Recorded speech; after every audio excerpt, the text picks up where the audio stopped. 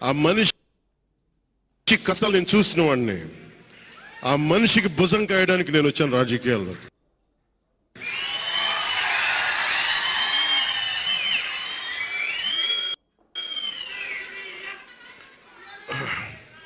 ఎక్కడికి ఒక నిమిషం, ఎక్కడికి ఓడిపోయాను 2019లో. 2019లో ఓడిపోతే నా మానసిక స్థితి ఎలా ఉందో ఆ రోజున, ఈరోజు గెలిచినప్పుడు కూడా నా మానసిక స్థితి అలాగే ఉంది. అంతే ధైర్యంతో ఉన్నా.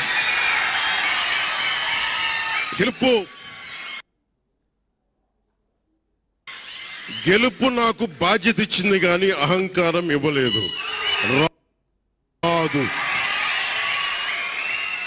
ఇంకా భయం వేసింది. అందరూ నాకు శుభాకాంక్షలు తెలియజేస్తా ఉంటే నాకు భయం వేసింది. ఎందుకంటే ఇల్లు అనకగానే పండుగ కాదు ఇది.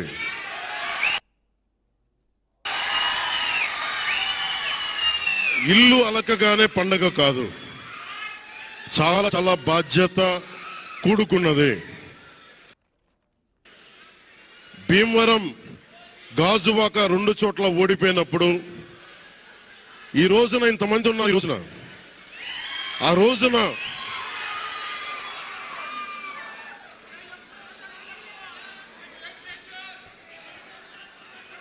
ఆ రోజున నా పక్కన నన్ను నమ్ముకున్న కొద్దిమంది తప్ప, కానీ నాకు ఒకటే అనిపించింది, నేను పరాజయం చూసి భయపడను, ఓటమి చూసి భయపడను.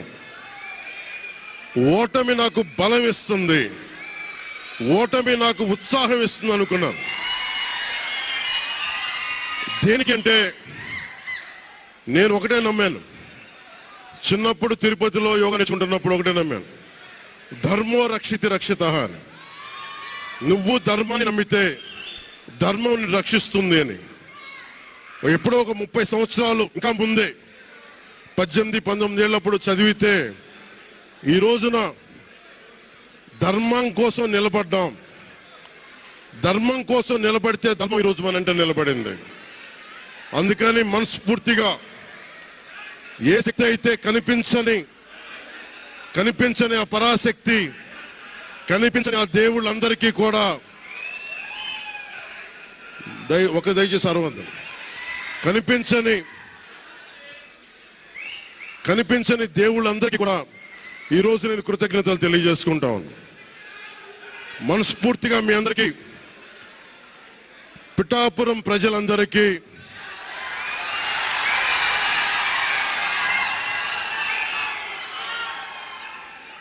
మీరు పిఠాపురం పురజనులకి, పెద్దలకి, ఆడపడుచులకి, అక్క చెల్లెలకి, యువతులకి, కథం తొక్కిన యువతకి, కథం తొక్కిన జన సైనికులకి, జనసేన నాయకులకి, తెలుగుదేశం నాయకులకి, తెలుగుదేశం శ్రేణులకి,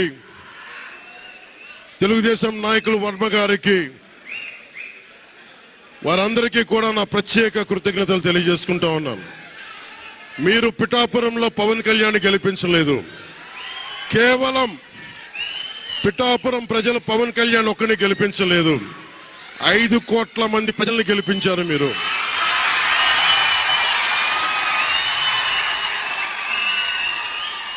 నాకు బలం ఇచ్చారు. ఈరోజు మీరు గుండెల్లో పెట్టుకొని ఓడిపోతేనే ఇంత బలంగా నిలబడినవాడిని, ఇంత బలంగా నిలబడ్డవాడిని. ఇంత గెలిపించి కాదు మీరు ఇచ్చింది, చిన్నపాటి జయం ఇవ్వాల, ఆకాశం అంత విజయం ఇచ్చారు మీరు నాకు, మాకు, మా కూటమి ప్రభుత్వానికి. ఇది గుండెల్లో పెట్టుకుంటాం, నిలబడతాం, నిర్మాణాత్మకంగా పనిచేస్తాం.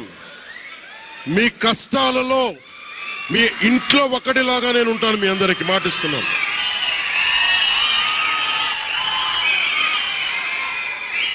మీ ఇంట్లో ఒక్కడిగా, ఒకటే గుర్తుపెట్టుకోండి, మా ఇంట్లో మా కుటుంబ సభ్యుడు నాకు కులాలకి, మతాలకి, ప్రాంతాలకి అతీతంగా ప్రతి ఒక్కరూ ఆలోచించాల్సింది, మా ఇంట్లో కుటుంబ సభ్యుడు పవన్ కళ్యాణ్. మా వాడు